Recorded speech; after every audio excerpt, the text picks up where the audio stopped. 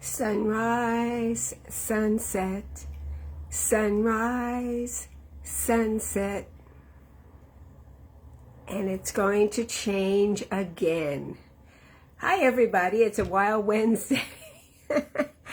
And this Sunday here in California and across most of the United States, except I know Arizona and I think there's another state, we get to move our clocks back, the old fall back.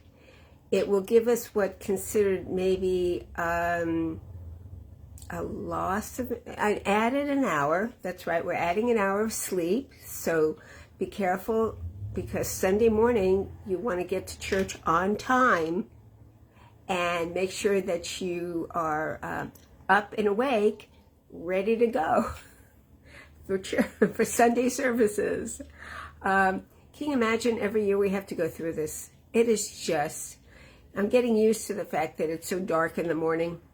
And now I'm going to, the sun's going to shine earlier because I have an east-facing window.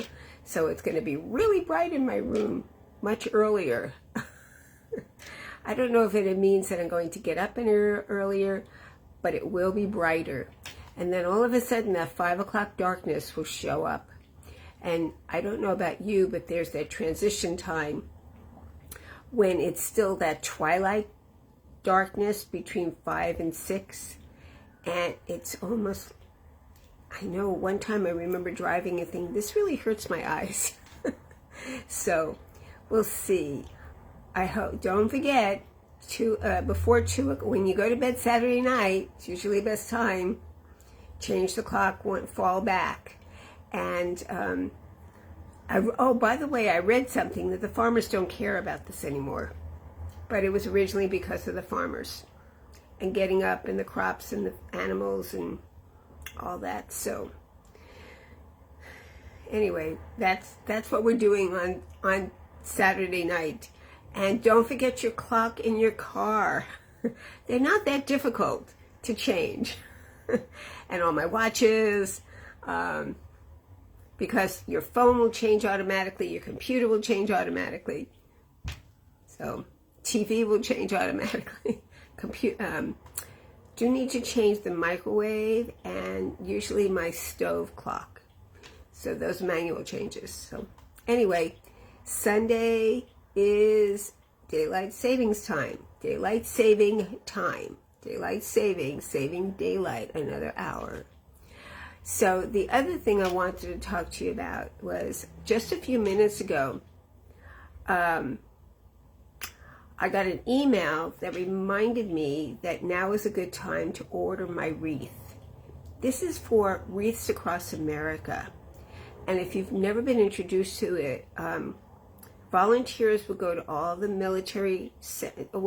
go to all the cemeteries and place a wreath on those military servicemen who are laid to rest in that cemetery. It's a beautiful visual. If you've ever seen the photo of Arlington at that time, it is just heart-wrenching.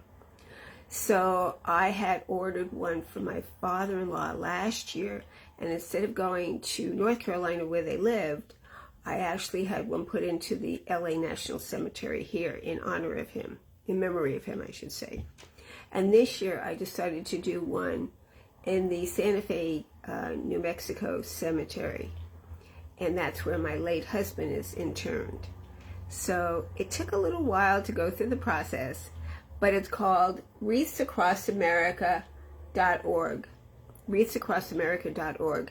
And each wreath is $17. And they're nice sized wreaths with red bows. And there are volunteers that take it to all the grave sites, or in my late husband's case, he's in a column, he's interned. So I'm hoping they'll figure out a way to add it to the door.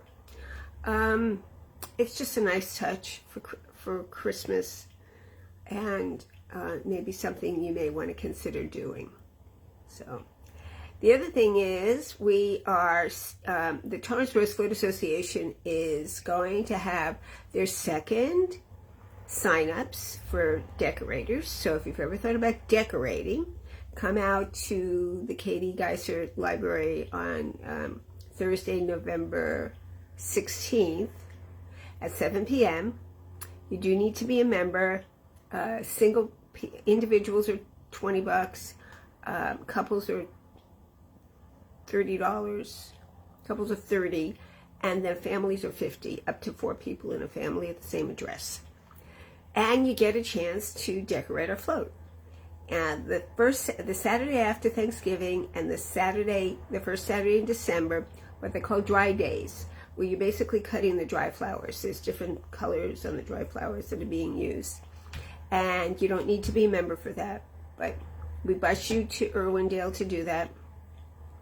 And you will bring a sack lunch. We don't provide any food.